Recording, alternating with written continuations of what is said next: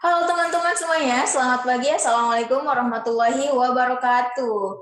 Nah, teman-teman semuanya, balik lagi bareng aku, Rifa. Aku adalah mahasiswa manajemen hutan angkatan 57, balik lagi di acara FMC Talk Show.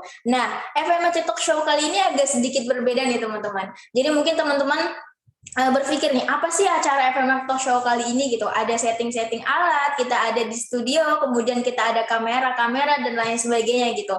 Nah ini acaranya sangat meriah ya, dan acara ini tuh bisa dibilang spesial gitu kan, karena narasumber kali ini pun spesial. Oke, pada FMC Talk Show kali ini kita mengangkat tema program sinergi dan international scholarship untuk meningkatkan pemahaman mahasiswa manajemen hutan Fakultas Kehutanan dan Lingkungan IPB University. Nah, tema di sini tuh ada program sinergi dan international scholarship. Pasti teman-teman semua di sini penasaran gitu kan. Nah, sebelum kita beranjak ke acara inti yaitu acara podcast, mungkin aku mau sapa dulu ya teman-teman semuanya yang ada di rumah, mungkin yang sekarang lagi makan, yang lagi sekarang sarapan, mungkin ya, yang sekarang lagi ngerjain laprak sambil nangis-nangis, atau mungkin sekarang lagi jalan bareng doinya. Aku harap teman-teman semua di sini baik-baik saja dan teman-teman semuanya di rumah sehat selalu di bulan September ini. Oke. Tanpa berlama-lama lagi, mungkin teman-teman semuanya sudah penasaran nih, narasumber kita kali ini tuh siapa? Narasumber kita kali ini, beliau adalah teteh kita semuanya. Beliau adalah mahasiswa manajemen hutan juga. Beliau kuliah di IPB, kemudian beliau juga S2 di IPB, dan sempat student exchange juga ke Universitas Göttingen di Jerman, dan S3 di IPB. Oke, mari kita semua sambut. Ini dia Teh Nitya.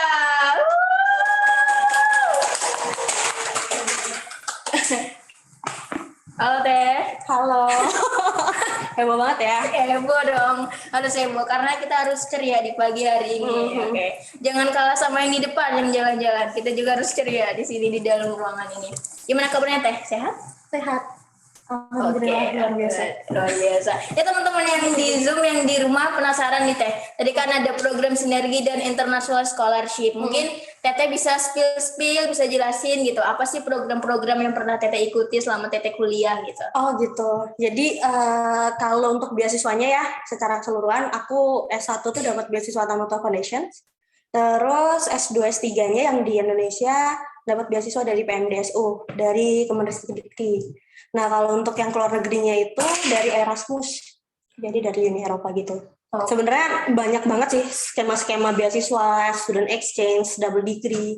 Nah, yang aku dapetin tuh yang 3 itu. Oke, jadi kan ada beasiswa Tanoto di S1 ya Teh ya. Nah, itu kan mungkin teman-teman juga udah nggak asing lagi gitu dengan beasiswa Tanoto gitu kan, teman-teman, terutama untuk teman-teman manajemen hutan di luar sana gitu. Mungkin gimana sih Teh? Kan tadi kan pasti daftar beasiswa dulu gitu. Nah, mungkin kemudian setelah daftar, kira-kira ada nggak sih Teh tips dan triknya gitu biar dapat beasiswa? Kira-kira harus kayak gimana gitu? Gini, sebenarnya yang aku rasakan ketika ngedaftar beasiswa itu ada beberapa perbedaan dari daftar beasiswa di S1, S2 maupun yang S2 dalam negeri maupun di luar negeri. Kalau yang di S1 itu waktu daftar Tanoto, dokumen persyaratan yang dibutuhkan tuh banyak, terus ribet gitu loh. Jadi kayak KK, KTP apa, terus surat dari surat pengantar, surat apa, pokoknya ribet banget untuk dokumennya.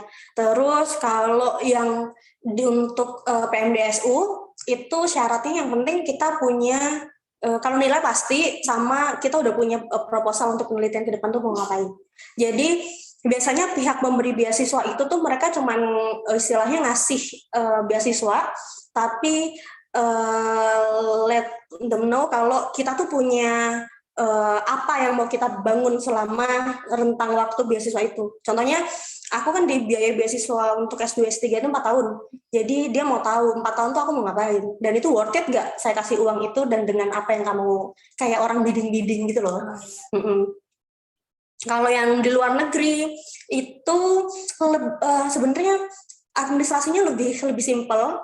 Terus yang penting ya salah satu syarat dasarnya itu nilai akademik biasa sama kemampuan bahasa Inggris gitu. Sama kalau keseluruhannya tuh yang biasanya kayaknya ya bobot penentunya tuh ada di wawancara gitu. Jadi di interviewnya itu yang kayak untuk meyakinkannya tuh gimana.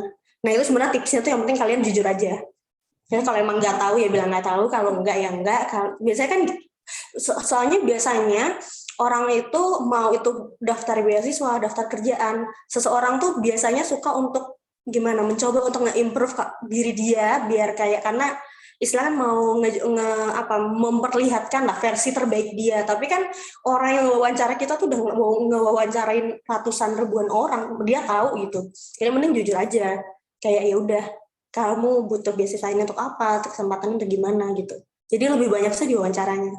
Oke, jadi kan tadi ada PMDSU ya Teh. Mungkin teman-teman di luar sana banyak yang belum tahu Teh, kira-kira beasiswa PMDSU itu beasiswa kayak apa, dan itu tuh apakah tadi kan harus ada rencana ke depannya Teh, istilahnya tuh kita jangka panjang lah 4 tahun, jangka panjang 4 tahun itu kita harus udah mau ngelakuin apa aja dan lain sebagainya. Dan mungkin di sini teman-teman pengen tahu kira-kira waktu itu Teteh mau melakukan apa gitu kan.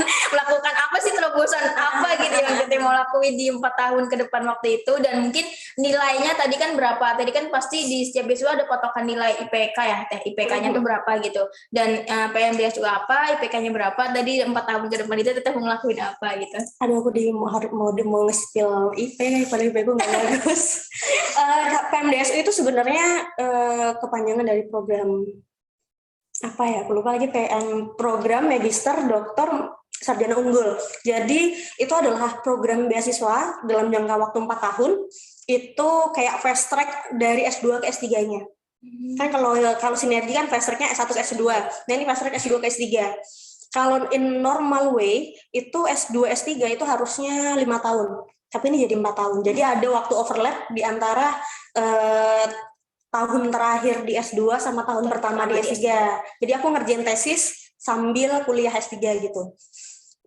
Itu secara keseluruhan ya, beasiswanya itu apa, kan memang ada syarat IP ku nggak bagus sih. Nggak kumlot lagi. Ya, jadi setiap beasiswa biasanya tuh ada patokan nilai dari IPK. Nah PMDSU itu kalau nggak salah untuk kampus yang untuk akreditasi A itu minimal nilainya tuh 3,25 gitu. Tapi itu tergantung dari nilai kredit kampus ya. Jadi kalau semuanya kampusnya B itu berarti 3,5 atau 3,75 gitu. Jadi ada standarnya sendiri-sendiri. Kalau untuk PMDSU segitu. Kayaknya untuk Tano tuh segitu juga deh. Aku lupa. 3,25. Rata-rata sih segitu. 3,25. Gitu. Kemudian tadi yang 4 tahun itu 4 tahun ya bisa dibayangin nggak sih, baru lulus S1 terus disuruh bikin skema penelitian 4 tahun, kan pasti isinya ngangong-ngangong ya. Ya nggak sih? Maksudnya kita cuma paham apa yang kita teliti kan pada waktu itu kan, pasti yang benar-benar kita paham. Selama 4 tahun kan kuliah kita cuma dapat kuliah sama praktikum, nggak mendalami yang seperti apa. Terus dituntut untuk bikin sebuah skema penelitian 4 tahun lamanya, itu gimana. Jadi ya waktu itu aku ngambil dari penelitian S1 soal potensi sediaan tegakan di ekosistem mangrove, terus aku mau melakukan monitoring menggunakan remote sensing. Jadi secara keseluruhannya kayak gitu, walaupun nanti ketika pas udah keterima beasiswanya mah pasti berubah sesuai sama dosen pembimbingnya. Cuman biasanya dari diksi itu pengen melihat kemampuan logika berpikir dari anak ini tuh gimana. Jangan sampai asal-asalan aja gitu. Jadi kalau untuk temanya itu ya tema-tema yang aku kembangkan dari judul skripsi. Tapi ya di explore lagi, jadi banyak baca kira-kira yang lagi ngetren saat ini tuh risetnya tentang apa sih gitu. Oh, jadi itu tuh beasiswa itu tuh skema istilahnya kayak rencana ya Teh. Kalau rencana itu kan nggak harus jadi gitu kan. Iya. Rencana.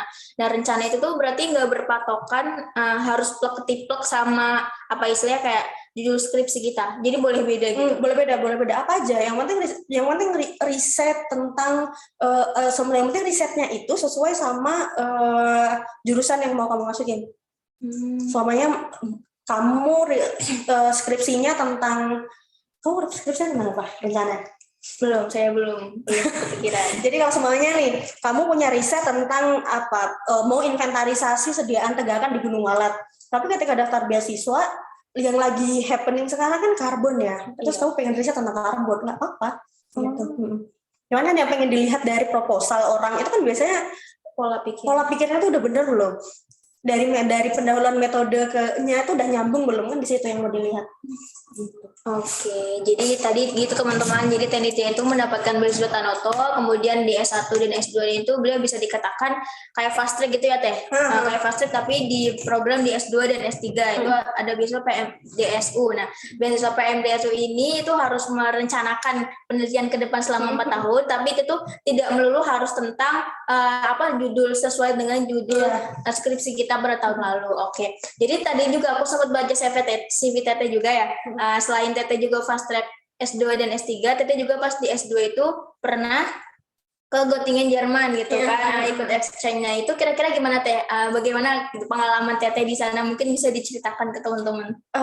Pengalamannya ya itu menjadi salah satu pengalaman yang menyenangkan ya, maksudnya bisa kuliah di negara orang, tahu culture yang baru, ketemu sama teman-teman baru, nambah networking yang baru. Jadi ya experience baru aja sih. Tapi kalau untuk karena kan pas di sana itu aku pas COVID. Pas lagi COVID, jadi nggak pas di normal situations, tapi perkuliahannya itu masih tetap dilakukan kayak biasa gitu. Jadi sebenarnya senengnya karena bisa tahu sesuatu hal dari perspektif yang lebih luas gitu. Karena ketika kita ngomongin kehutanan dari semester 3 sampai semester 7 yang kita omongin tuh pasti objeknya itu tuh di Indonesia. Kita ngomongin tropical forestry aja, di Indonesia aja gitu. Sedangkan ketika aku di Jerman, yang diomongin tuh kan pasti dalam skala global. Jadi aku bisa tahu nih kayak apa sistem silviculture yang dilakukan di Indonesia, di negara-negara yang lain kayak gitu. Jadi bisa ngelihat sesuatu hal dari perspektif yang lebih global aja. Oh, jadi lebih bisa explore lagi ya Teh. Kalau biasanya kita di IPB cuma membicarakan hutan-hutan di Indonesia gitu, jadi hutan tropik segala macam HTI gitu-gitu. Kalau kita di Jerman itu jadi lebih luas lagi, kayak di Jerman pun pasti ada hutan gitu kan. Lebih tahu gitu hutan-hutan dan perbedaan hutan-hutannya kayak gimana. Iya. Karena pasti beda banget, dan yang aku cukup kaget ketika di sana ternyata banyak orang yang super excited sama Indonesian forest gitu. Karena kita tuh kan big biodiversity ya, maksudnya kita punya banyak banget, dan mulai dari flora, satwa, dan jenis-jenis tanaman yang dulu dendrologi aja berapa ratus itu. Sedangkan di Jerman itu gak nyampe 100 rasanya. Di sana ya itu kan biodiversitasnya nggak seberagam kita gitu. Terus mereka tuh excited sama yang berbau-bau hutan, lingkungan segala macam. Bahkan teman dekatku di sana itu benar-benar secinta itu sama orang hutan. Maksudnya aku yang dari Indonesia aja nggak segitunya gitu. Ternyata malah orang kita itu Indonesia tuh dikenal di sana tuh karena hutan yang bagus, karena satwanya yang unik, komodo, orang hutan dan segala macam. Jadi pas di sana tuh gimana ya, bisa dibilang kayak ya bangga-bangga dikit lah gitu kan, bukan yang kayak Indonesia di mana itu, tapi mereka tahu, langsung tahu gitu. Jadi kayak kalau bisa kita nyebut kata Indonesia pasti forest gitu, langsung hutan. Karena salah satu mata kuliah silviculture di sana itu ada satu kelas, jadi ada 2 jam pelajaran itu ngebahas soal KPTI. KPTI di Indonesia. Jadi dan itu kan satu kelas kan beragam ya, yang dari Indonesia itu ada aku. Jadi ketika dosennya tuh jelasin, dia langsung tanya ke aku, bener kan kayak gitu. Aku jadi kayak gitu. Oh, jadi minta itu ya validasinya bener kayak gini. Gitu. Terus dan yang beda di sana ujiannya tuh oral. Oral tuh kayak gimana? Gini, jadi kalau kita kan ujian tulis ya, di sana ujian tuh ditanyain dosen langsung. Oh, jadi ujian lisan gitu. Ujian lisan. Dan di waktu lisan, dan materinya beda-beda per orang. Oh, wow. Gitu. Jadi ketika aku ingat waktu ujian silviculture itu berapa menit ya, rasanya 15 atau 20 menit, ditanya kan asalnya dari mana, Indonesia. Jadi dia nanya yang relate sama aku gitu. Dan pertanyaannya tuh biasanya beda-beda. Oh, jadi Teteh berarti kan di sana 2 semester ya Teh? Itu 1 semester karena COVID tadi. Itu berarti udah pernah ngerasain ujian 1 kali. Itu gimana Teh perbedaannya tadi ujiannya?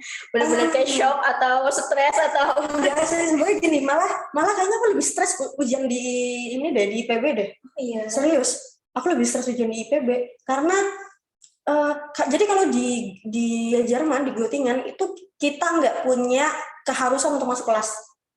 Oh iya. Nggak ada absen, nggak ada keharusan masuk kelas, kamu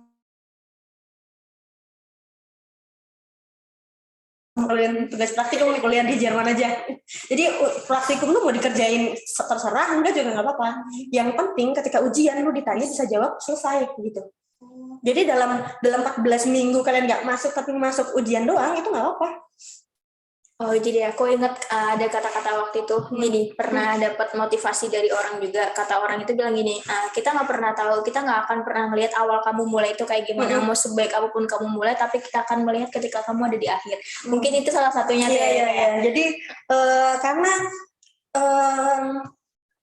pembelajarannya kan agak-agak beda ya dari kita. Kalau di sini kan kita disuapin materinya ini. Di sana juga ada skema materi per bab-babnya yang akan dibahas, tapi lebih banyak nge-explore sendiri. Dan karena nggak ada ketentuan untuk masuk kelas, bikin laporan praktikum, jadi mahasiswanya tuh punya banyak waktu untuk nge-explore materinya sendiri. Jadi ketika mau tahu tentang sesuatu, orang-orang yang pengen tahu tentang sistem silviculture di Indonesia nanya ke aku, benar nggak kayak gini gitu. Ketika aku pengen nanya apa, aku nanya ke temanku gitu. Berarti itu di sana tuh waktu Tete exchange ke Jerman itu nggak cuma orang Jerman, ada di Indonesia dan sebagainya juga, di situ banyak orang. Banyak banget. Apalagi aku masuknya kan international class, jadi banyak banget. Bahkan kayaknya yang di Jerman itu cuma 2 atau 3 orang. Wow. Gitu. Berarti Tete kenal banyak orang di situ ya, baru dan lain sebagainya. Nah tadi balik lagi nih, Tete kan tadi ngajakin kita buat ya udah kuliah di Jerman aja gitu kan. Kalau pusing-pusing laprak di IPB daripada pusing laprak. Pasti kan di sini teman-teman pada nggak tidur lagi ngapain ngerjain laprak kayak gitu-gitu kan. Nah kalau di Jerman itu kan kita kayak ya udah mau ngerjain enggak ya udah gitu. Nah, pasti teman-teman ya udah gue mau ke sana aja gitu. Tapi gimana sih Teh caranya? Tadi kan dapat beasiswa juga ya. Caranya tuh kayak gimana? Pasti kan tadi ada persyaratan bahasa Inggrisnya juga. Nah, gimana sih cara Teteh buat bisa ke sana? Mungkin teman-teman yang lain juga bisa jadi motivasi atau bisa lebih baik lagi gitu dari Teteh gitu. Gimana caranya? Gini, sebenarnya yang aku recognize ya, maksud dari teman-teman ini adalah takut untuk nyoba dulu. Pengen doang, pengen banget kuliah di luar negeri tapi daftar aja enggak. Ya gimana gitu. Karena sebenarnya beasiswa tuh udah banyak banget.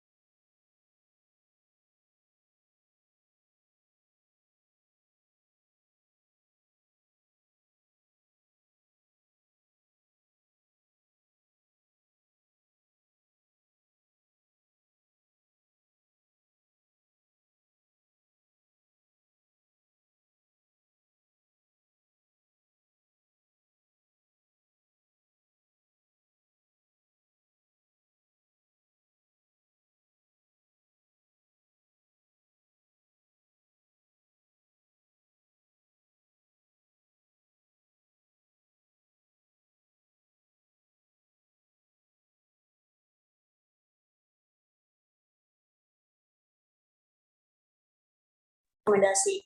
Apalagi Pak Mudin kan pasti sudah punya track record selama di Göttingen gimana. Jadi dia ketika merekomendasikan itu memang benar-benar merekomendasikan gitu. Pak Agut, gitu. Pak Ahmad Budiaman gitu. Atau enggak pas ke Jepang mau ke Niigata University minta rekomendasi dari Profengah atau Profbuce gitu. Jadi recommendation letter itu menjadi salah satu something strong gitu dalam apply beasiswa. Nah itu yang pertama. Yang kedua itu memang salah satu persyaratannya memang bahasa Inggris ya, gitu. Jadi ada beberapa level tuh dari A sampai B, dari IELTS sampai ke TOEFL. Terus kalau ya sih masalahnya kalau di Indonesia orang ngomong pakai bahasa Inggris salah diketawainnya gitu. Jadi orang mau ngomong bahasa Inggris jadi malu, karena takut grammarnya benar nggak ya, aku ngomong kayak gini tuh benar nggak ya, artinya benar nggak ya gitu. Nah sedangkan ketika aku di Jerman, aku ngomong bahasa Jerman itu kayaknya kalau secara grammar itu nggak ada grammarnya bahkan gitu. jangan bahasa Jerman, bahasa Inggrisnya aja mungkin ketika di Jerman aku pakai bahasa Inggris tuh nggak yang lancar gitu loh. Karena emang aku nggak pernah les, nggak pernah belajar yang kayak gimana. Maksudnya belajar bahasa Inggris cuma dari ya otodidak, dari nonton film, dengerin lagu yang gitu-gitu doang.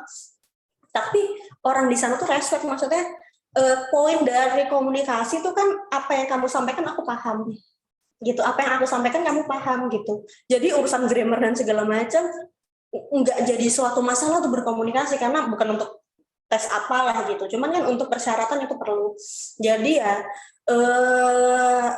kayaknya yang mau kuliah di luar negeri harus dari sekarang untuk belajar bahasa Inggris. Maksudnya jangan malu lah, jangan malu kelihatan sok bule, apaan sih ngomong pakai bahasa Inggris gitu. Cuman kan itu perlu diasah gitu. Kayak pas sebelum berangkat tuh masih jelek banget kali bahasa Inggris aku. Maksudnya bahasa Inggris tapi mendok Jawa gitu loh. Yang kebayang nggak? Iya, aku tahu. Gitu. Jadi malah keasahnya tuh ketika di Jerman. Kenapa? Karena dipaksa untuk ngomong kan. Kan nggak mungkin pakai bahasa isyarat di sana. Jadi aku mau nggak mau bang ngomong pakai bahasa Inggris aja, dan mereka understand banget. Maksudnya ini orang bukan dari sini. Kalau bahasa Inggrisnya nggak bagus wajar, dan jangan salah kalau nggak semua orang Eropa tuh bisa bahasa Inggris. Iya. Mereka tuh punya pride sama bahasanya mereka masing-masing. Jadi contohnya ketika aku ke Jerman tuh ya harusnya aku yang belajar bahasa Jerman, bukan mereka yang disuruh belajar bahasa Inggris jadi biar bisa berkomunikasi, gitu bukan. Apalagi negara-negara kayak di Prancis, Spanyol gitu. Jadi aku waktu ke Spanyol tuh benar-benar malah lebih parah dari di Jerman. Benar-benar sama sekali nggak ngerti bahasa Inggris. Jadi emang orang sana. Jadi tetap harus bekerja keras. Iyalah, jadi kayak ngejelasinnya tuh harus pakai Google Translate. Sampai gitu. Jadi kemana-mana tuh kayak ini gini. Karena sampai aku ngejelasin pakai bahasa Inggris paling mudah dipahami aja nggak paham. Gitu. Iya sih, emang bener sih, kayak mungkin udah dari kultur di Indonesia ya. Kalau misalkan bahasa Inggris tuh yang dipelajari di sekolah-sekolah pun grammar gitu. Sedangkan kan ada 16 grammar, kita harus menghafal itu gitu kan, gimana gitu kan caranya gitu. Sedangkan kita aja tuh kalau istilahnya kalau buat ngehafal kayak gitu malah lebih sulit gitu kalau dipaksain. Jadi mungkin lebih enjoy itu ketika kita tuh melakukan sesuatu hal yang mungkin kita sukai gitu, dengan mungkin belajar bahasa Inggris dan lain sebagainya itu dengan hal-hal yang kita sukai, kayak tadi contohnya dengerin musik, nonton film dan lain sebagainya, itu kan pasti bakal lebih nyantol di otak kita, lebih nyampe gitu. Dan tadi juga bilang kayak ya udah kalau lu mau ngomong bahasa Inggris ya ngomong aja, nggak usah takut kayak dibilang kebule-bulean atau apa gitu kan, walaupun ya emang bule-potan sih jatuhnya. Bule-potan gitu. Dikit ya kan, bule-potan gitu. Nah, tadi dulu waktu belajar bahasa Inggris kan nonton film, terus dengerin musik, pasti tadi juga ada someone gitu kan yang bisa diajakin bahasa Inggris bareng gitu, ngobrol bareng gitu. Kira-kira waktu itu ada orangnya siapa gitu? Atau kalau nggak mungkin Teh belajar bahasa Inggris sendiri lewat kaca gitu, depan kaca, atau gimana Teh? Siapa ya? Kamu nanya di jangka waktu yang mana dulu nih? Waktu aku belum bisa bahasa Inggris banget atau pas sebelum ke Jerman? Oh, sebelum ke Jerman. Yang waktu bule-potan itu deh. Pas ya waktu S1 gue pernah deket sama bule juga sih. Maksudnya itu kayak chatan gitu. Cuman ketika ngechat orang sama ngomong kan beda ya. Iya. Ngechat tuh lancar banget. Kalau udah mulai ngomong tuh kayak aduh apa nih gitu. Jadi ini lucu sih. Ini lucu. Aku sebelum ke Jerman, pas aku belum punya paspor, aku maksain ke Malaysia dulu. Iya, jadi kayak aku ke Malaysia 3 hari 2 malam, cuman biar aku belajar ke imigrasi kayak gimana, sama aku mau nyobain bahasa Inggris aku tuh kalau dipakai buat ngomong tuh bisa dipahamin orang nggak gitu. Jangan sampai gue udah nyampe ke Jerman orang nggak ngerti nih orang ngomong nih anak nih ngomong apa gitu. Gitu. Karena kan pasti ada lah sisi takut yang kayak jauh dari mana-mana kan, jauh dari sini, terus kayak bahasa Inggrisnya juga masih belepotan, orang paham gak ya sama yang kita ngomongin gitu.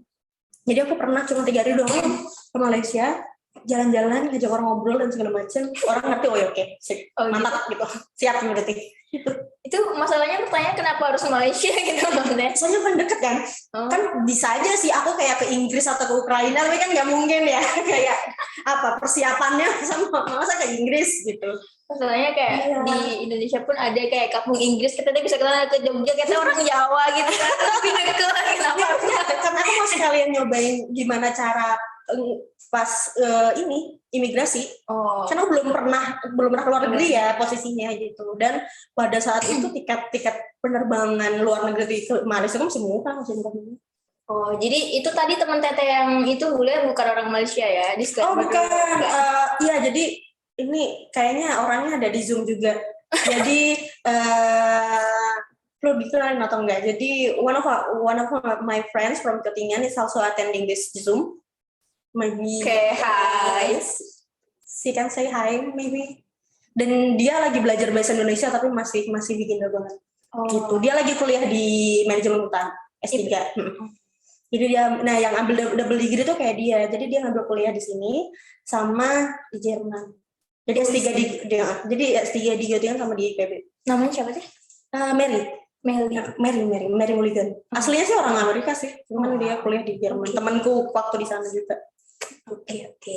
Jadi tadi dengerin musik, nonton film, kemudian ada temen juga yang ngajakin ngobrol. Jadi kayak mungkin seru gitu ya Teh ya. Karena ada temen juga. Karena kan kita tuh biasanya belajar tapi harus ada temen gitu biasanya ya, harus ada temen yang diajak ngobrol. Kalau kita misalnya belajar bahasa Inggris sendirian, ngafalin dan lain sebagainya itu kayak cuman apa ya, mungkin keluar otak gitu aja gitu. Atau bisa lewat games juga bisa. Oh sama ini dulu di lab aku, di lab RSCIS setiap Jumat tuh harus ngomong pakai bahasa Inggris. Jadi ada English Day, emang kita pengen aja. Jadi kayak gitu loh walaupun belepotan. Nah dan dulu itu kan banyak itu mahasiswa yang exchange ke IPB dan salah satu mahasiswanya itu di lab kita kan. Jadi dia juga yang ngajarin bahasa Inggris gitu. Jadi sharing ilmu juga sama teman-teman. Iya, jadi namanya Rodrigo, dia dulu riset di Jambi dan 3 bulan atau 4 bulan di Indonesia. Terus kebetulan aku juga jadi kayak asisten dia di lapang waktu itu waktu masih mahasiswa. Jadi ketika aku ngomong kan pasti masih berantakannya tuh berantakan banget. Terus dia yang ngoreksi gitu. Kalau keadaannya kayak gini, kamu harusnya ngomongnya gini, bukan yang tadi gitu. Oke. Jadi teman-temannya juga harus cari lingkungannya suportif juga ya, jangan yang toksik juga gitu. Kayak yang emang lagi zaman lingkungan toksik ya? Waduh, nanti beda topik ini. Oke, nanti kita ngomongin itu di lain kali. Oke, mungkin kita mau rekomendasiin dong Teh, rekomendasi mungkin film-film apa gitu yang sekiranya bisa buat belajar bahasa Inggris atau apa dulu Teteh gitu, yang asik gitu. Aduh apa ya pokoknya genre film yang action atau romantis atau apa? Aduh sebenarnya tuh kalau film mah yang kalian suka aja. Biasa kalau orang kayak gini deh, kalian suka K-pop deh, tiba-tiba bisa aja bahasa Korea ya nggak? Iya betul. Maksudnya bahkan si siapa? Aduh nggak tahu lagi aku orang Korea siapa aktor Korea contohnya. Jungkook. Ya soalnya Jungkook ngomong tanpa ada subtitlenya ya lu tahu dia ngomong apa gitu loh. Kan dimulainya dari situ. Nah aku dulu suka nonton film memang gitu, suka nonton film jadi dari situ karena dari film-film itu kan juga nggak yang biasanya skrip film itu tuh nggak grammar banget. Suka dimasukin slang lah, suka bahkan ada beberapa kata-kata yang emang itu nggak sesuai grammar tapi emang biasa dipakai gitu. Dari itu sehari-hari. Jadi memang dengerin lagu juga gitu sih apa. So, yang penting kita enjoy, yang penting kita seneng jadinya. Oke, tadi kan kita udah ngomongin Teteh di luar negeri, udah ngomongin beasiswa, sekarang kita mau ngomongin Teteh yang di IPB-nya nih. Gimana? Jadi tadi kan udah banyak banget ya kayak Teteh udah istilahnya kayak fast track S2 ke S3, kemudian keluar negeri juga pas lagi S2 di Indonesia gitu kan, lagi fast track terus keluar negeri gitu gimana ceritanya gitu kan. Nah terus gini, itu kan terus teman-teman kayak nanya, ini orang tuh cara belajarnya gimana, apa nggak tidur seharian waktu 24 jam tuh, kita itu kayak ngerasa 24 jam tuh kayak nggak cukup gitu teh. Pengen nambah jadi 27 atau berapa gitu. Nah itu teh gimana sih teh cara bagi waktu dan cara belajarnya gitu? Iya sih 24 jam kayaknya nggak cukup ya. Betul. Iya, jadi mungkin beberapa orang tuh bingung kok bisa dapat beasiswanya double. Jadi waktu aku S2 tuh beasiswa aku double. Ketika aku di Jerman, Kemenristek Dikti itu masih transfer uang harian, uang bulanan. Ketika aku di Jerman, jadi aku dapatnya double dari Eropa sama yang dari Indonesia gitu. Dan itu emang nggak apa-apa. Jadi ada beberapa beasiswa yang memang harus nggak boleh nerima beasiswa, ada yang memperbolehkan, contohnya kayak aku. Jadi emang boleh kayak overlap gitu. Cuman ini pertanyaannya aku masih ingat waktu aku habis selesai sidang promosi doktor itu, terus aku dipanggil sama Bu Nining. Aku kan Bu Nining sebagai penguji ya. Aku kira tuh beliau bakal nanya tuh kayak ini gimana tentang metodenya atau apa. Dia tuh cuma nanya, "Dit, kamu belajarnya gimana sih?" Karena beliau tahu ya kayak aku kerja, terus aku harus nyelesain disertasi, terus aku ngebantu di lab juga, terus apalagi fast track itu kan overlap. Maksudnya aku paham betul sih kayak teman-teman yang lagi bersinergi ke S2 itu gimana hektiknya dalam satu hari, mungkin dia kuliah S1 dan S2 gitu. Dan aku pun juga ketika aku sidang S2 paginya tuh sidang, aku siangnya tuh presentasi kuliah S3 gitu. Jadi emang benar-benar sepadat itu. Nah, kalau tips belajar sebenarnya ya tiap-tiap orang tuh punya caranya masing-masing untuk belajar ya gitu. Cuman kalau aku lebih suka untuk bikin plan gitu. Jadi kayak ngebagi waktu tuh buat apa aja. Jadi contohnya kayak hari ini jam sekian sampai jam sekian aku di podcast ini, nanti jam 1 sampai jam 3 aku bakal ngomong soal internship yang di Forsi, terus nanti setelah itu aku ngapain. Terus dalam satu hari itu aku ngerjain apa gitu. Dan switch-nya itu jangan bisa orang ini ya, ketika kita mau mulai untuk kerja tuh yang paling susah tuh bukan pas kerjanya, ngumpulin mood untuk kerjanya, ngumpulin mood untuk buka laptop, ya, untuk kayak yang kayak gitu-gitu loh. Jadi sebisa mungkin ngawalin hari itu harus dengan something yang happy itu gitu, nyantai lagu dulu. Contohnya podcast. Memulai hari dengan podcast, nonton podcast itu kan habis itu kan langsung happy ya, kayak aduh langsung bikin proposal penelitian nih gue gitu. Buat tahun ke depan nih. Iya. Kalian semester berapa sih? Semester 5 kita. Oh ya ampun, masih sama. Udah jangan mikirin proposal dulu deh. Mikirin laprak dulu aja. Oh gitu. Nggak mau dikerjain, nggak mau ke Jerman kita bentar lagi. Boleh. Oke, jadi tadi tuh bagi waktu belajar itu yang penting moodnya dulu harus happy dulu, baru belajar gitu ya, baru bisa belajar. Soalnya apalagi cewek ya, mood swing kalau udah nggak mood tuh mau disuruh belajar, jangankan belajar ya, ngomong aja nggak mau kan gitu. Jadi harus pintar-pintar ngebangun mood untuk biar happy gitu. Karena jadi kayak semuanya gini, ketika aku lagi hektik dengan disertasi dan di lab juga banyak orang yang pengen kayak, ini gimana caranya untuk bantuin skripsinya. Jadi ketika aku emang benar-benar mending aku nggak ke kampus dulu, aku nyari tempat untuk kerja. Soalnya kalau aku tuh gini, aku tuh gampang banget dipancing ngomong. Jadi kayak baru gini nih ya, kamu datang aku bisa gosip 2 jam, makanya jangan. Jadi karena kita tahu ya batasan kita tuh kayak gitu, kita punya concern kayak gitu, jadi harus bisa ngebatasin diri kita. Dan yang paling aku ingat itu yang bikin bisa lulusnya cepet, tepat waktu dan segala macam, dan ininya kelar tuh yang penting pekerjaan yang baik itu adalah pekerjaan itu yang selesai. Bukan yang menilai banyak, tapi yang penting selesai. Selesai. Karena mau kayak gimana pun, kalau nggak selesai, nggak ada hasilnya, nggak jadi apa-apa. Gitu.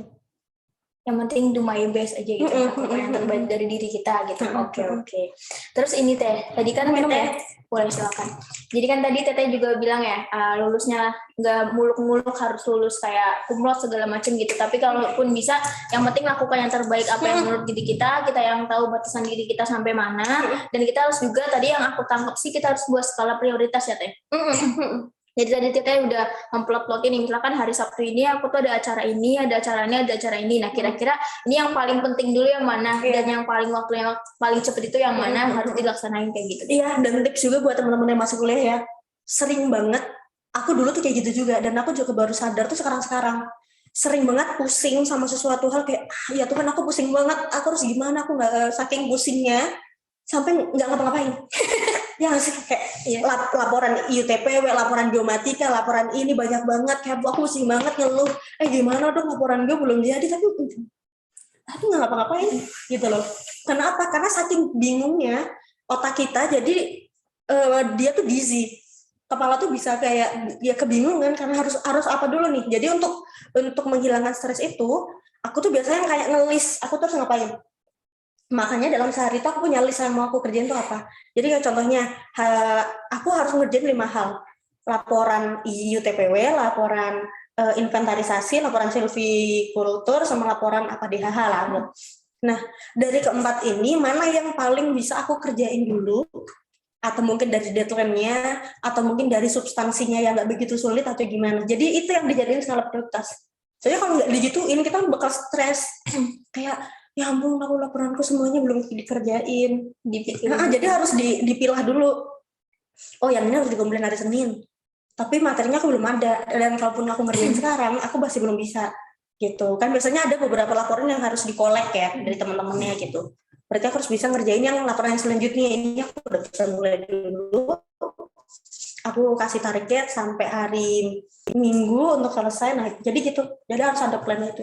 Oke. So, kalau nggak kayak gitu pusing. Iya, kayak kita tuh kebanyakan kayak cuma dipikirin aja, ngeluh-ngeluh aja, dan kita tuh merasa paling apa ya istilahnya paling menderita di dunia ini gitu teh. Kayak gue banyak banget gitu tugasnya, aduh kok dia enak ya bisa main-main gini-gini gitu. Apa cuma aku yang tugasnya banyak banget. Nah, iya makanya itu teh.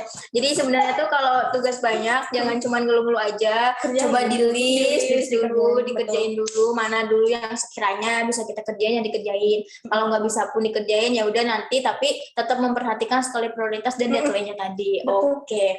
Jadi berarti safety gitu. Tadi Tete juga bilang ya, kalau program sendiri gitu dia kayak overlap gitu ya Teh. Apakah dari S1 sampai S3 ini Tete masih sempat untuk membucin gitu? Ini kita bahasanya udah santai Teh, udah. Ngebucinnya tuh ngebucin di mana? Ya, kan apa ya, special person lah. Sama pacaran. Pacaran masih sempat pacaran kok. Enggak, maksudnya enggak jangan sampai lah kita ngejar sesuatu sampai kita menyampingkan hal-hal indah yang harusnya bisa kita spend ketika kita muda gitu. Jadi contohnya gini, maksudnya oke lah seorang Nitya lulus 25 tahun jadi dokter, terus ada orang yang gue pengen kayak Nitya sampai gue mau belajar terus tiap hari, gue nggak mau main, nggak mau pacaran, jangan kayak gitu karena waktu tuh kan nggak bisa diulang.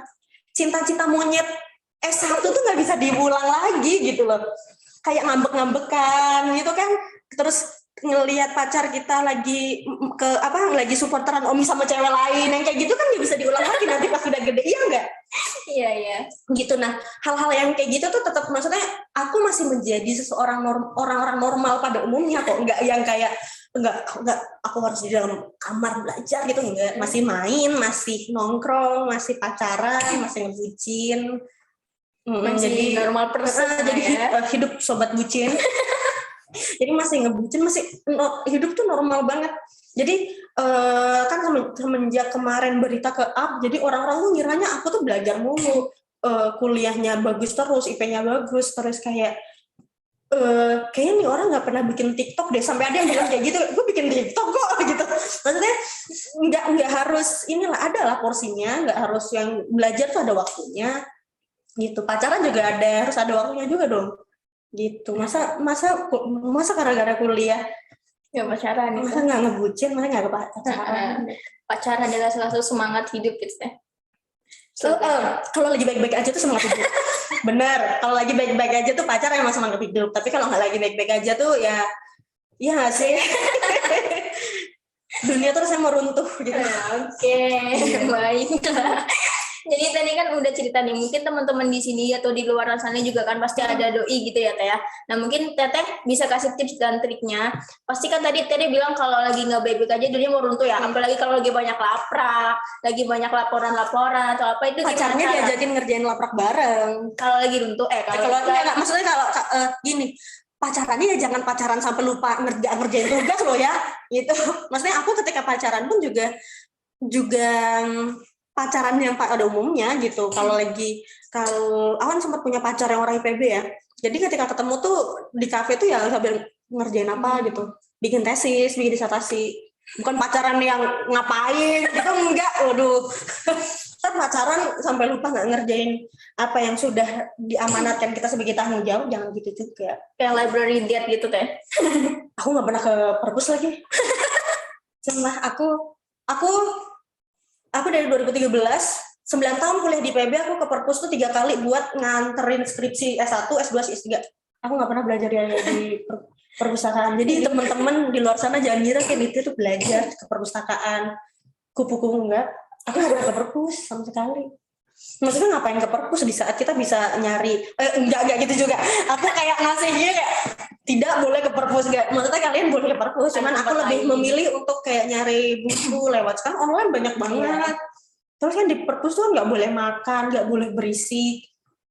Sedangkan kita harus sobat punya ini kan harus tetap makan ya ketika bekerja ya. ya, jadi ya itulah. Jadi sebenarnya karena nggak bisa makan dan nggak bisa ini. Terus diskusi kan jadi susah karena kan harus be quiet dan gitu. Oke, jadi pacaran pun harus pacaran yang sehat, yang suportif itu lah istilahnya ya, nggak toksik, yang nggak toksik, biar dunianya nggak. Pacar kamu toksik nggak?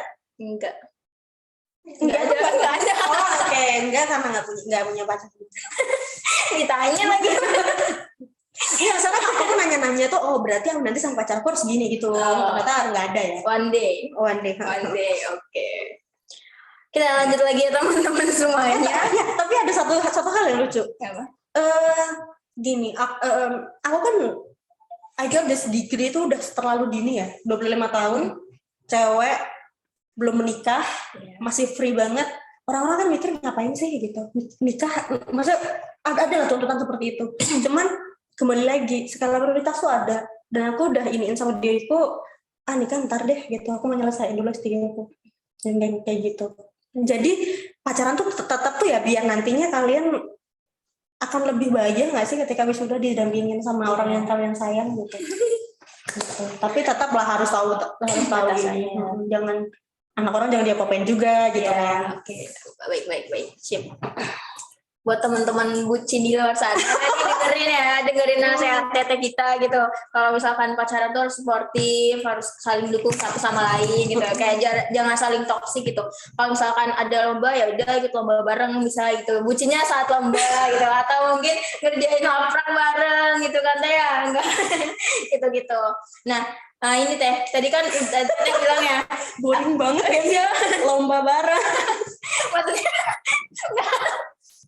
nggak harus lomba, nggak harus ngaprak, tapi ya sesekali juga ada jalan ngedate ya secukupnya lah. Secukupnya ya, ada batasannya, ada takarannya gitu. Tadi juga sempat bilang ya, aku juga sempat mention juga sih, maksudnya notice juga kalau misalkan teteh kan masih 25 tahun ya, baru fresh juga kan, maksudnya kayak tahun ini baru lulus S3 juga kan di PB gitu. Nah, tadi juga kayak pasti orang-orang bertanya gitu, perempuan baru S3 baru lulus, kayak mungkin mindset orang-orang di luar sana kayak ngapain sih lu kayak ngambis banget 25 tahun udah S3, apalagi pengalaman lu kayak udah banyak dapat beasiswa, terus juga udah dapet udah pernah keluar negeri juga gitu kan. Kayak apa sih sebenarnya kayak yang lu cari di dunia ini gitu, kayak motivasi terbesar teteh buat jadi yang teteh yang sekarang atau lebih baik ke depannya apa gitu? Iya, pertanyaan-pertanyaan gini tuh banyak banget, dan termasuk di keluarga aku ya, karena di keluarga aku tuh baru aku pertama yang kuliah S3 lah. Terus juga pasti ada lagi omongan tuh gini, nanti kalau kuliahnya tinggi-tinggi nanti cowok nggak ada yang mau loh beli giniin, yang mau loh gitu. Aku pengen kuliah S3 tuh karena emang aku pengen, karena aku ngerasa gini, menurutku kan orang tuh punya pilihan ya, banyak banget pilihan. Salah satu pilihan ketika aku lulus adalah lulus dan bekerja. Tapi aku milih lulus dan kuliah. Aku sempat kerja, tapi kayaknya nggak ini deh gitu. Jadi aku kayak pengen lulus dan kuliah lagi. Karena apa? Karena kan orang pasti membandingkan. Aku kerja, anggaplah aku kerja di Jakarta, berangkat pagi, pulang sore, gajinya baru fresh graduate berapa sih? Sedangkan aku kuliah, dikasih uang, dibayar per bulan, terus dikasih uang penelitian, dan pekerjaan aku cuma untuk belajar. Coba kurang enak apa? Lu belajar dan lu dibayar sama negara gitu. Kamu dikasih uang untuk ke Jerman, dibayarin tiket, dikasih uang makan belasan juta per bulan, cuma untuk belajar doang. Jadi kan aku secara naturally pasti bukan milih yang ini dong gitu. Karena memang itu menurutku lebih paling enak pada saat itu gitu. Coba kalau semuanya aku lulus, aku kerja, gajinya udah 20 juta, ya aku kayaknya nggak ngambil kuliah lagi. Cuman kan karena kondisinya nggak seperti itu. Dan selain itu juga cewek tuh harus punya value gitu. Nggak cuman dari kencengnya kulitnya dia, seberapa mancung hidungnya, seberapa cakep dia, seberapa glowingnya dia. Cewek itu harus punya value. Karena apa? Karena banyak banget kayak cita-cita orang, keinginan orang itu tuh runtuh cuma gara-gara dia cewek. Karena itu nggak kayak there's something abnormal banget gitu. Kok ngapain sih kuliah S3 umur segitu gitu, nikah kayak gitu. Ini banyak banget yang ngomong kayak gitu. Cuman menurutku the best version of mine tuh kayak gini. Jadi dulu tuh waktu aku lulus S1 kayak kamu beberapa tahun yang ke depan gitu, aku juga pengennya kerja, dapat duit, habis itu nikah, punya keluarga harmonis, jalan-jalan kemana sama keluarga dan anak-anak aku. Terus setelah aku beneran terjun ke dunia kerja, terus aku kayak, kok gini sih? Gitu. Nggak sesuai sama value. Nggak sesuai sama passion. Karena aku merasa kayak aku kuliah 4 tahun jatuh bangun, nggak tidur ngerjain laprak, terus dimarahin dosen. Kayak gitu. Terus ketika aku kerja, ternyata yang aku kerjain itu cuma masalah administrasi aja, nyiapin berkas apa segala macam. Jadi kayak keringat dan air mata selama 4 tahun sama masuk rumah sakit itu kayaknya nggak gini deh gitu.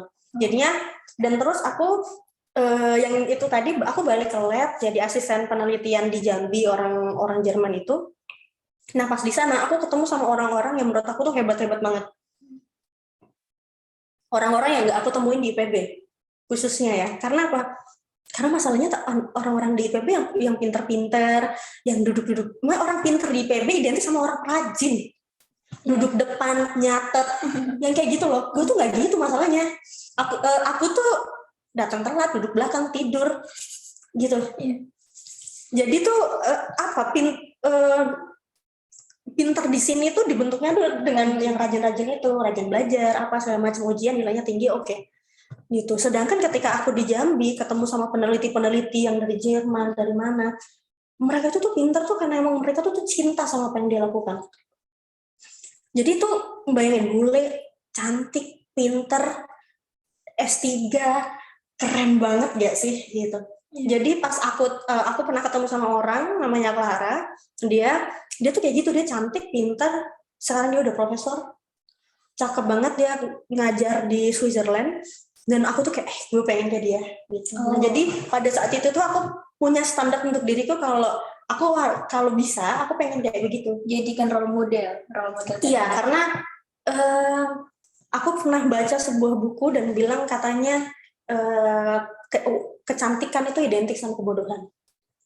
Maksudnya? Karena orang cantik itu hampir setengah dari masalah dia tuh kelar cuma karena dia cantik. Dunia tuh nggak adil.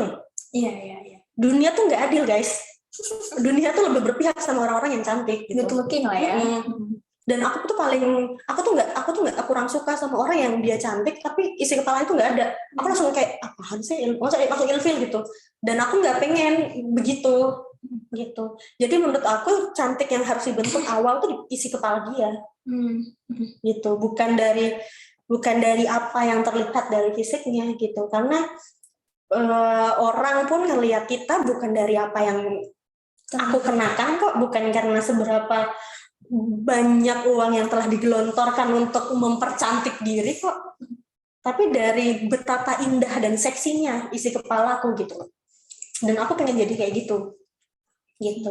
Mungkin ini jadi motivasi juga buat teman-teman di luar sana yang kayak entah itu sebenarnya kita semua itu adalah good looking semua ya Teh. Tinggal gimana cara kitanya itu pengen menonjolkan dari sisi good looking yang mananya dulu, kayak tadi dia bilang kayak entah itu secara fisik atau secara isi kepala dan lain sebagainya gitu. Pasti kan kalau kita pengen ngebentuk suatu isi kepala kita buat jadi apa istilahnya grow mindset atau dan lain sebagainya, itu kan pasti ada habit-habit tertentu nih kan, habit-habit tertentu. Mungkin kita penasaran habit-habit tertentu tuh waktu Teteh tadi ngeliat si Clara ini itu kan tadi kayak wah gue harus jadi kayak dia nih, itu kira-kira apa sih? Pasti kan ada yang harus dimulai terlebih dahulu, pondasinya itu apa gitu Teh?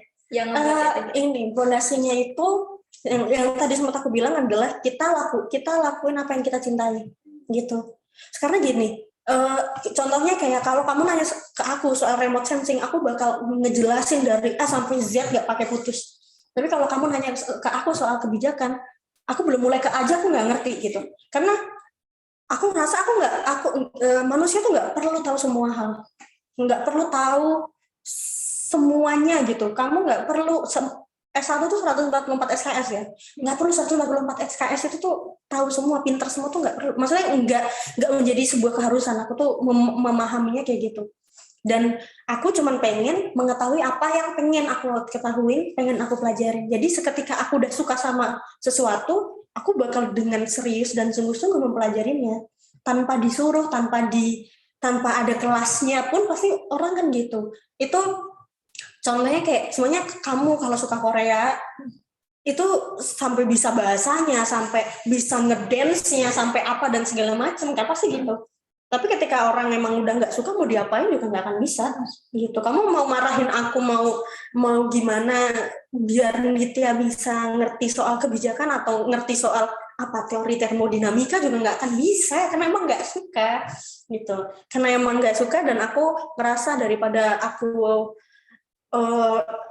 terlalu effort untuk melakukan hal yang nggak aku suka, mending aku lebih push myself buat sesuatu yang aku suka gitu. Makanya jadi aku lebih senang untuk tahu sedikit tapi dalam dibanding tahu banyak tapi dikit-dikit. Maksudnya nggak di ujung-ujungnya aja gitu. Oke, jadi kuncinya itu yang pertama kita harus tahu diri kita dulu kayak apa. Setelah kita tuh tahu sukanya apa sih gitu. Setelah kita tahu, kita harus cari nih satu kira-kira itu yang jadi passion kita apa dan itu tekuni aja di situ gitu. Karena belajar yang kita passion sama yang belajar yang kita nggak passion tuh beda banget rasanya. Kamu punya mata kuliah favorit kan? Punya. Apa? Kayak hitung-hitung karbon gitu, analisa inventarisasi ya. Jadi ketika kamu melakukan inventarisasi hutan itu bakal lebih menyenangkan dibandingkan kamu disuruh ngebedah UU 41 ya. Kan kayak gitu loh. Nah, dan aku ketika dalam kondisi seperti itu, aku udah emang aku nggak bisa aja. Dan jangan paksa aku untuk bisa itu. Nah, akan ada waktunya aku bakal belajar itu, tapi nggak sekarang karena aku mau belajar yang ini dulu gitu.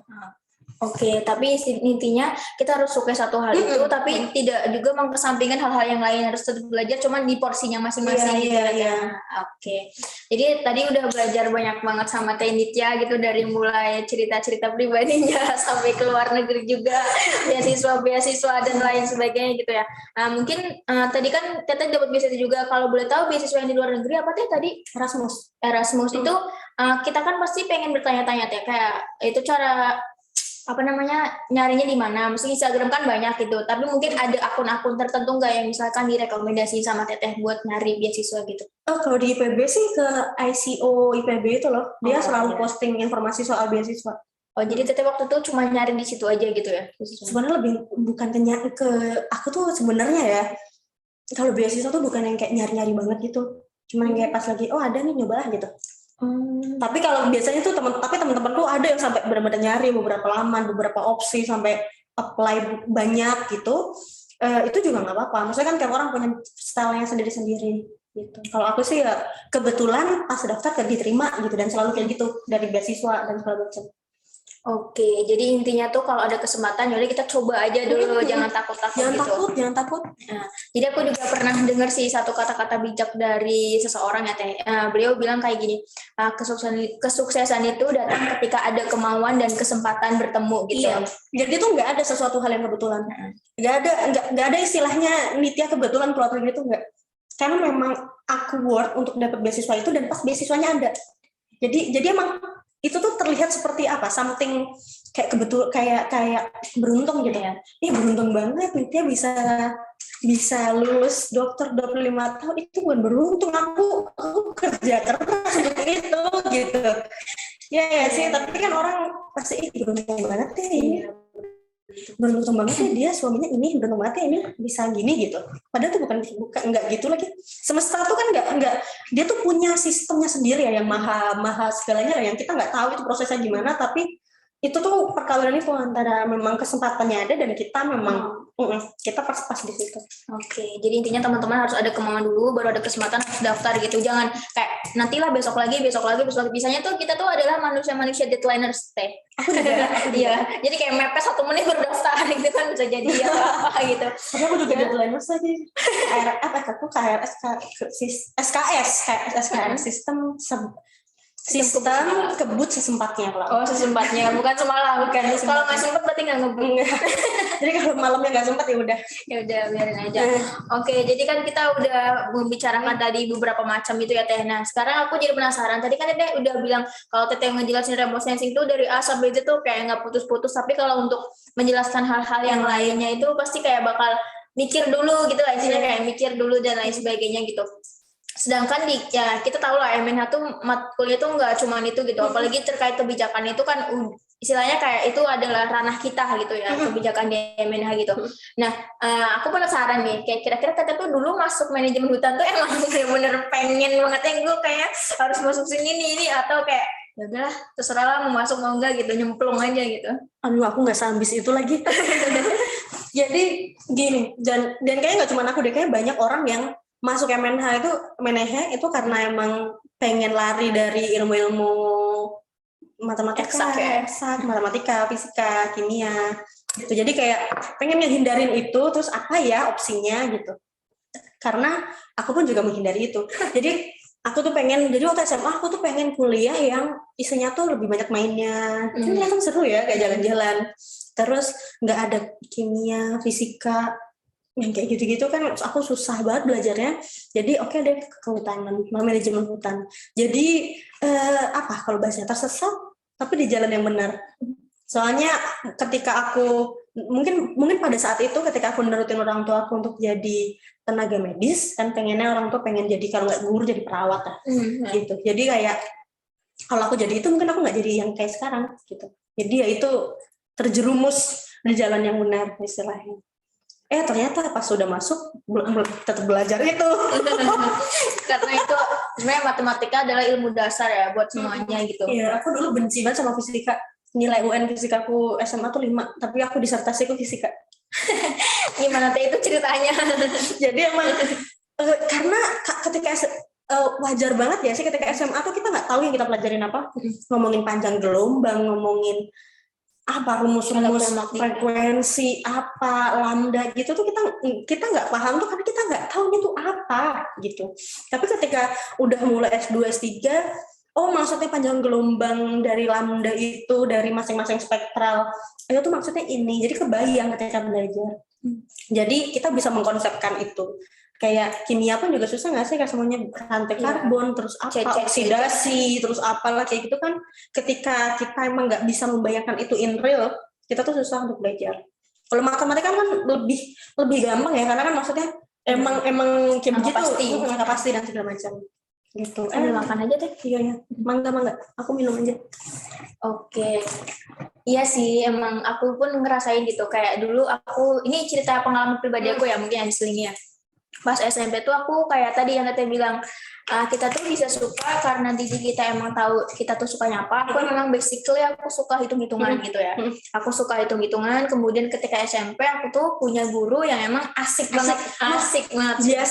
Biasanya kalau anak-anak sekolahan kesukaan mata pelajaran yang dia sukain itu depend dari gurunya. Soalnya kan ada ya guru yang nggak enak, ada yang enak banget ngajarinnya, dan itu berpengaruh. Cara ngajarnya ya mungkin karena balik lagi cara belajar orang beda-beda gitu, dan ketika kita diajar beliau merasa kayak wah ini kayak enak banget gitu. Nah apalagi gurunya ini tuh kayak mama aku, bisa kayak gimana ya, aku manggil dia pun kayak mama gitu loh, disuruhnya gitu. Jadi kayak udah Gini banget ya. gini banget udah bestie lah ya, udah bestie gitu. Udah sebestie itu gitu. Nah, sampai akhirnya aku tuh dilesin sama beliau gratis gitu waktu itu fisika. SMP di lesin fisika gitu kan. Seneng gitu. Tapi ternyata pas SMA kelas 10 tuh aku dapet apa ya, wali kelas ya namanya ya, wali kelas itu guru fisika. Jadi kayak aku awalnya kayak wah, kayak aku kayaknya seneng deh dapet fisika lagi di sini gitu. Ternyata enggak, aku baru masuk kayak langsung dapet masalah sama gurunya gitu kayak, dan itu mempengaruhi banget loh. Masya Allah banget sih itu, kayak mempengaruhinya tuh sampai sekarang gitu. Sampai sekarang kayak aku jadi kayak agak head sama fisika gitu. Nah, waktu itu kan aku pikir kayak, oh wali kelas aku fisika lagi nih, jadi kayak aku mungkin bisa lebih tahu eksplor lebih jauh lagi di SMA kan, apalagi kan SMA tuh udah diplot-plotin nih, SMA biologi, fisika, kimia gitu kan. Ternyata enggak, pas waktu itu tuh aku kayak sering diapain gitu sama gurunya, jadi kayak aku gak suka gitu sama fisika gitu. Jadi guru juga mempengaruhi juga ya, mempengaruhi juga gitu cara belajar kita. Oke.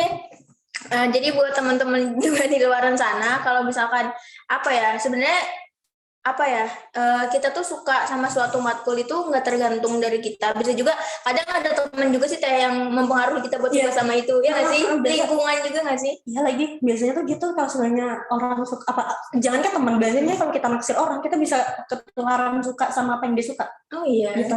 Jadi kayak semuanya kamu naksir sama orang yang dia suka sama suka membahas tentang reforma agraria. Kan lu pasti gimana ya, kan agak ambis ya. Crushnya ambis sekali. jadi kamu ketika pasti kamu bakal dengan sadarnya mau belajar itu kan, yang dia pelajarin itu apa sih, kan bisa kayak gitu. Temen, pacar, guru sih paling ini biasanya. Tapi emang bener sih, kita tuh pasti bakal mencari tahu dengan sendirinya tentang apa yang kita sukai. Iya kan, jadi kayak guru kita, kita suka sama guru itu, pasti kita bakal mencoba untuk, oh ya udah gue harus suka sama pelajaran yang diajar gitu. Kita suka sama si A, ya udah kita harus coba suka juga sama apa yang si A suka gitu kan. Nah, balik lagi ke topik yang awal tadi yang tentang teteh 25 tahun udah jadi dokter ya S3 gitu. Baru masih bau-bau dokter ya. Masih bau-bau dokter ya sekarang gitu. Tapi kan tanggapan keluarga teteh selain bangga juga ya, pasti kayak mungkin tadi sempat yang teteh mention juga, yang teteh sempat bilang juga kayak bingung gitu, kayak kamu mau nyari apa, siapa yang bakal mau sama kamu gitu. Nah, gimana sih cara apa ya, ngasih pengertian ke orang tua teteh gitu. Mungkin aku juga nanti suatu saat juga bisa, alhamdulillahnya keluarga aku malah yang mendukung aku buat ini ya, fast track gitu. Kayak kamu fast track aja sampai 3, mama pengen ini gitu. Kayak aku bersyukur sih dia keluarga itu. Tapi kan kita nggak pernah tahu ya di keluarga di luar sana itu kayak apa cara asuhnya dan sebagainya. Gimana cara teteh buat kayak apa ya, kasih pengertian ke keluarganya dengan cara tidak menyakiti hati beliau. Oh ya, sebenarnya dulu waktu mau kuliah S2 aja sebenarnya gini, untungnya aku punya keluarga kecilku, keluarga intiku tuh mereka support banget ya, support banget. Tapi kayak waktu aku S2 itu ibuku sempat kayak, lu mau kuliah lagi gitu, gitu kan. Cuman waktu itu aku minta restu dan aku bakal apply beasiswa, jadi nggak akan ngerepotin siapa-siapa gitu, dan aku bakal tanggung jawab sama pilihanku. Aku bilang gitu, terus dikasih restu. Cuman yang nyinyir kan biasanya dari keluarga besar nih, kayak ini cewek, apalagi aku hidup di lingkungan yang masih patriarki ya, yang masih yang kayaknya cewek dapur lah, kayaknya ngurusin suami aja yang benar gitu. Terus ya udahlah masih ini, cuman omongan itu tuh ada bahkan sampai sebelum lulus, tapi buktinya pas setelah aku lulus orang-orang juga kayak ngeklaim dirinya jadi temen aku lah, jadi keluarga aku lah. Kan biasa gitu nih, orang kan ketika in proses tuh mulut-mulut nyinyir dari keluarga, kerikil-kerikil itu kan pasti ada gitu ketika in proses ya. Cuman ketika kita udah ada raih something, pasti bakal inilah bakal oh gitu. Jadi gue tuh ponakan gue tuh itu ini berita tadi tuh ini aku kayak gitu. Padahal dulu mah kan jadinya nyinyir ya, jadi kayak dulu mah lu yang bilang kayak nggak usah kuliah jauh-jauh nggak usah ini. Tapi sekarang menjadi begitu. Jadi aku nggak begitu ambil pusing sih, maksudnya kayak karena aku ngerasa nggak punya kewajiban untuk ngejelasin keluarga besarku. Yang penting keluarga intiku udah ngedukung, mereka oke. Terus yang jelas harus tanggung jawab. Jadi ketika aku sempat ada di fase benar-benar drop yang kayak jadi kayak gue nggak bisa deh nyelesain ini gitu, tapi inget ya aku udah janji sama keluargaku kalau aku bakal tanggung jawab sama pilihanku. Gitu. Jadi di saat fase dropnya Teteh itu Teteh sempat kayak misalkan bilang ke keluarga atau Teteh ya udah gue pendem sendiri aja. Jadi aku tuh paling jarang bilang sama keluargaku. Jadi kayak mau aku sakit, mau aku apa tuh aku jarang cerita. Dan juga orang tua aku tuh di lingkungan keluarga aku tuh aku yang pertama kayak kuliah S2, S3. Jadi orang tua aku tuh nggak paham. Kayak abis orang penelitian tuh ngapain tuh nggak paham. Jadi tahunya orang lulus tuh sudah. Gitu loh. Ya tahunya. Di balik itu nggak tahu. Jadi kayak di balik itu harus kolkium, harus sidang A, B, C, D itu nggak tahu. Jadi aku juga nggak cerita apa, cuman paling kalau mau sidang tuh bilang aku bisa mau sidang ini, doain gitu. Dikira pas udah sidang tuh dan saya belumnya masih sidangnya apa gitu kan. Gitu. Nah itu waktu itu tuh benar-benar drop banget. Kayak aku ngerasa aku nggak pantas untuk dapat gelar S3. Itu tahun lalu bulan Oktober. Terus benar-benar aku jadi di HP-ku aku tuh punya satu folder apa namanya disertasi, dan isinya tuh foto aku nangis, foto aku mimisan, foto aku dirawat. Jadi aku pengen lihat seragam apa sih gue menyelesaikan ini, karena emang berat banget gitu. Terus di bulan Oktober itu akhirnya aku ngechat orang tua aku dengan chat yang sama. Aku bilang aku minta maaf, perjalanan aku mau nangisin gue. Jadi perjalanan aku tuh masih panjang. Aku minta maaf kalau semuanya jadi sulit ngabarin. Kayak kan biasa orang tua LDR sama anaknya kan video call, tapi aku suka nggak angkat dan segala macam. Karena ngerasain nggak sih ketika kita ketika kita lagi dalam proses, terus ada yang nanya kayak mana kok nggak lulus, itu malah bikin kita jadi stres, dan aku ngindarin itu. Gitu. Jadi waktu itu aku minta maaf jadi sungguh-sungguh untuk dikabarin, mohon didoain anaknya biar cepet ini, biar kuat ngadepin ini gitu. Terus ibuku nangis video call kayak kenapa kamu nggak apa-apa, pokoknya doain aja. Iya. Intinya tuh cara kita untuk apa ya, bilang ke orang tua tuh kita yakinin diri kita sendiri dulu kalau kita tuh bisa, kemudian kita juga harus yakinin orang tua kita dan tanggung jawab. Intinya itu karena nggak mungkin kok kita nyelesain ini happy aja. Maksudnya mungkin orang melihat aku, kamu, dan teman-teman ketika skripsian, tesisan tuh kayak happy aja ke kampus, ketawa-tawa. Itu sebelumnya tuh malamnya mereka nangis loh, itu nangis ini kenapa kayak gini. Karena ya prosesnya gitu, capek. Jadi ada yang bilang sama aku tuh gini, proses kita untuk menyelesaikan tugas akhir tuh sama kayak orang mengandung. Jadi kayak sakit tuh pasti, mood swing tuh pasti, bete, sakit, capek, lelah, tapi ketika udah ngelahirin, ketika sudah menjadi ibu tuh kamu bakal ngerasain langsung yang gitu. Jadi itu yang aku iniin. Dan aku biasanya kalau semuanya mau sidang habis seminar, yang aku bayangin bukan pas sidangnya, aku ngebayangin setelah sidangnya, senang-senangnya. Jadi kayak aku waktu sidang tertutup yang menentukan aku lulus atau enggak S3-nya itu, yang aku bayangin tuh setelahnya aku dapat selempang doktor, terus foto sama teman-temanku. Jadi aku bodo amat lah nanti gimana. Karena pas sidang pasti ya namanya orang nanya ya, kita masih belajar, pasti kalau nggak bisa jawab tuh wajar. Oke. Intinya tuh jangan dibuat pikiran banget gitu, dijalanin, enjoy aja, tapi tetap dilakuin gitu ya. Oke, ada yang nanya nih Teh. Katanya tips buat semester 5 karena sekarang kita kebanyakan semester 5 ya. Nah, terus gimana sih Teh kalau misalnya mau exchange dan nyari beasiswa, tadi harus mulai dari skala prioritas yang mana dulu gitu. Nah, semester 5 Teteh waktu itu kan berarti Teteh tuh exchange-nya pas S2 ya berarti ya, S2. Kalau mungkin kan sekarang juga S1 udah bisa exchange ya Teh. Mungkin teman-teman di sini pengen exchange nanti semester 6 ya. Nah, kalau S1 exchange itu berarti kalian harus mastiin mata kuliah yang diambil di luar negeri itu sama kayak mata kuliah di sini ya. Jadi nanti bisa diklaim. Jadi kalian nggak perlu nambah semester gitu. Jadi kalau semuanya di sini semester mau exchange, semester 6 tuh mata kuliahnya apa. Di tempat yang mau kamu exchange itu ada nggak listnya itu. Kalau semuanya ada kan nanti bisa transfer, bisa di convert gitu. Jadi di ICO tuh banyak banget beasiswa banyak banget, coba aja daftar, nanti ada skema untuk pengkonvertan nilai SKS, jadi nanti di transkrip nunggu nanti bakal ada nilainya dari yang pas kamu ke luar negeri itu. Oh, oke. Gitu.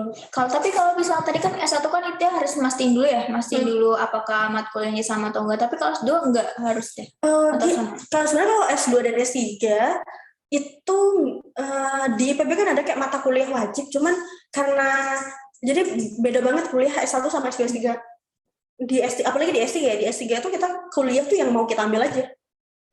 Dan mata kuliahnya tuh lucu-lucu gitu namanya, kayak etika kehutanan. Dapat gak kalian? Etika Kuter kayak kita udah belum dapat, cuman kayak ada mata kuliah. Jadi ya kita belajar etika, kita belajar tentang falsafah sains, falsafah. Oh, falsafah. Jadi belajar tuh gitu, udah nggak belajar yang gimana tentang kita ngapalin jenis tanaman gitu, enggak. Jadi belajarnya tuh lebih bebas dan enjoy. Dan waktu aku ke Jerman juga aku dibebasin mau ngambil mata kuliah apa aja. Jadi kalau S1, S2, S3 itu dia nggak terpatok gitu, maksudnya kayak nggak harus blok ketik gitu sama gitu. Tapi kalau S1 kan karena memang biasanya kayak masih disuapin gitu kan. Karena kan kalian ada minimal SKS 144. Jadi harus ngisi itu kan. Jangan sampai exchange terus di Indonesianya nambah tahun. Harus mundur.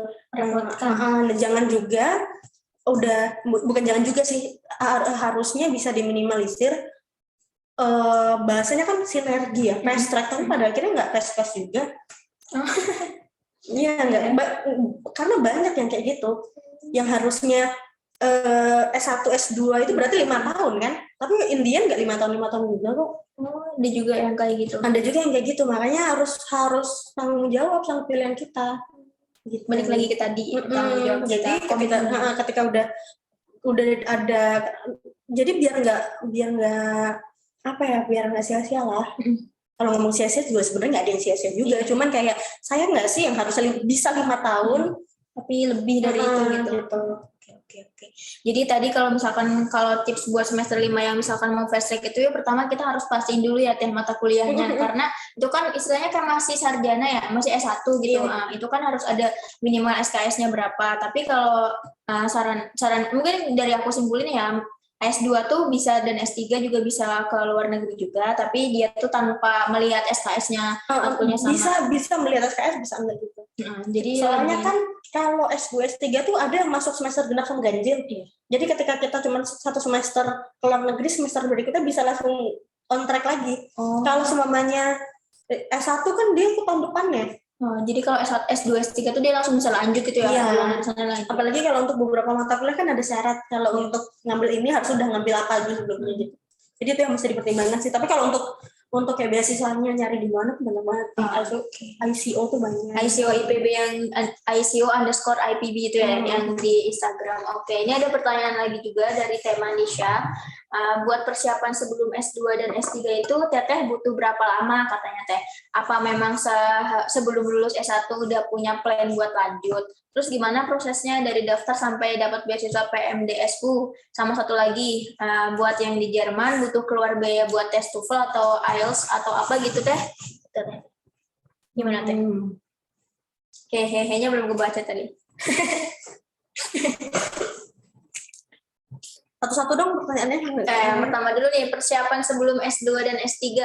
Teteh tuh butuh berapa lama gitu? Kan tadi Teteh juga sempat itu juga bilang ya, notice kalau Teteh tuh sempat kerja juga ya setelah lulus. Nah itu, apakah Teteh ketika kerja juga sambil persiapan atau sebelum itu Teteh udah mempersiapkan jauh-jauh hari gitu? Enggak sih, aku persiapan sebulan doang. Buat sama S2. daftar. Sama S2 dan S3 1 bulan. Berarti itu berkas-berkas dan lain sebagainya? Iya, itu cuma ngumpulin berkas doang. Jadi sebulan lah. Sebulan. Oke. Terus apa memang sebelum lulus S1 udah punya plan buat lanjut gitu?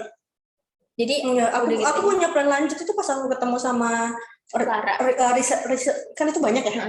Pas aku ketemu peneliti di Jambi itu baru kayak aku kayak ini level gitu. Dulunya mah enggak ada. Kayak S2 mau ngapain sih, mahal.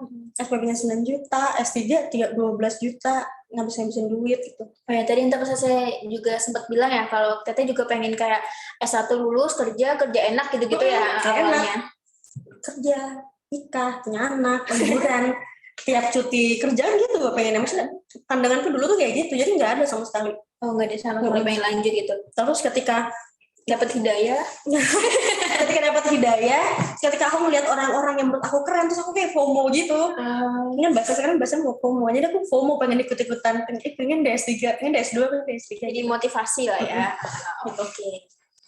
Terus gimana prosesnya dari daftar sampai dapat beasiswa PMDSU? Nah, tadi prosesnya tadi gimana? Biasanya tuh kan ada kayak pengumuman ya, kayak pengumumannya apa, berkas apa yang mesti disiapin, terus nanti deadline-nya kapan. Jadi itu yang diikutin, ngumpulin berkas, minta rekomendasi, bikin rencana penelitian, terus didaftar aja.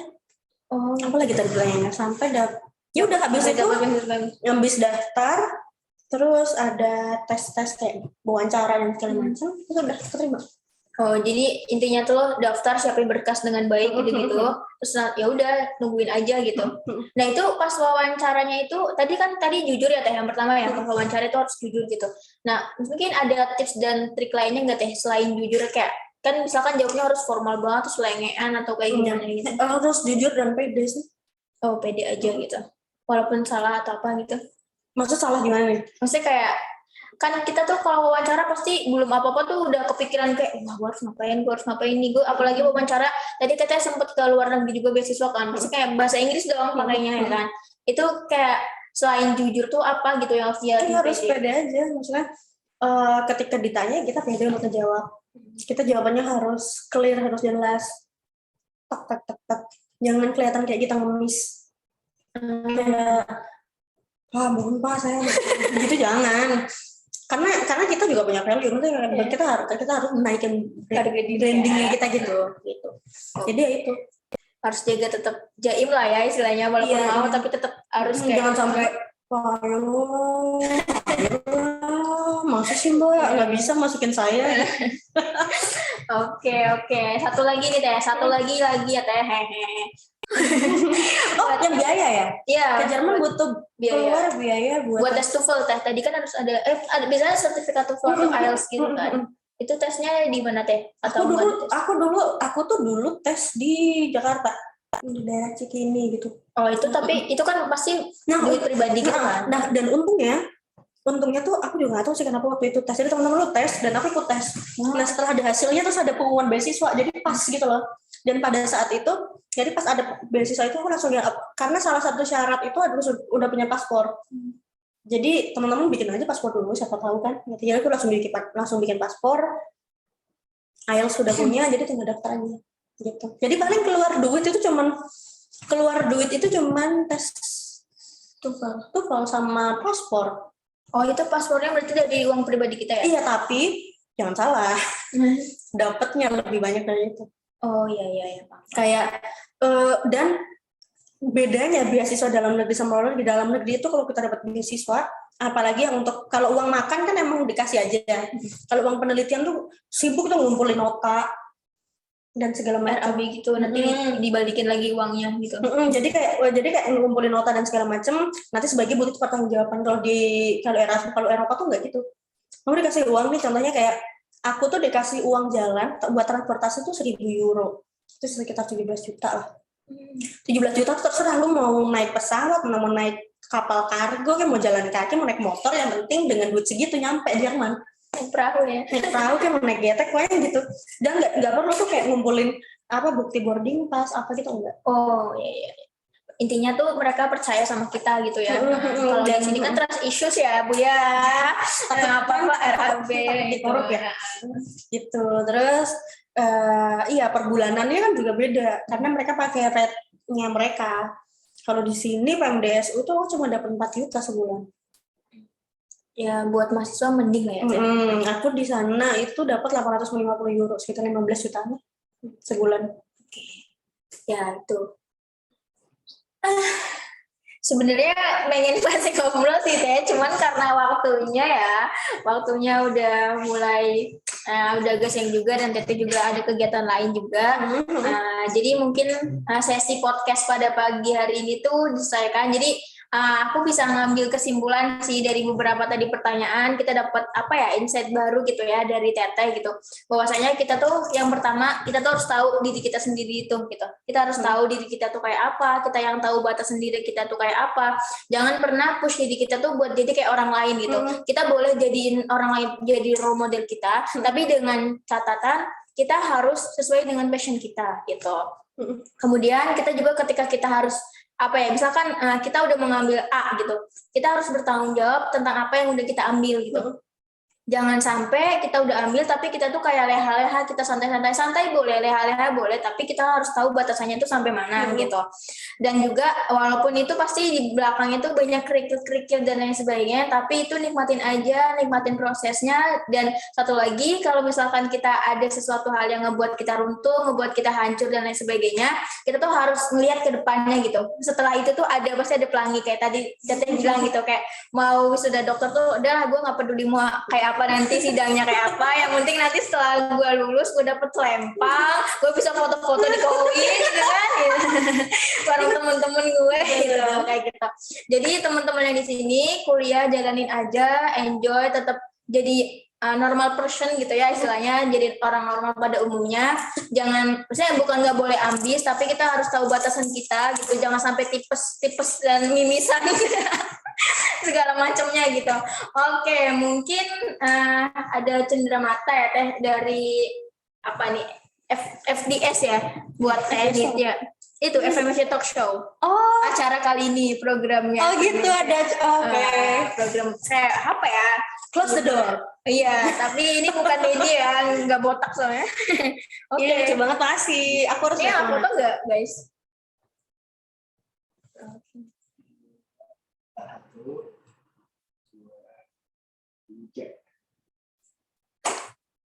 Ya. Masih banyak ya Teh, udah mau ngobrol. Oh lagi. Kita. Oh oke.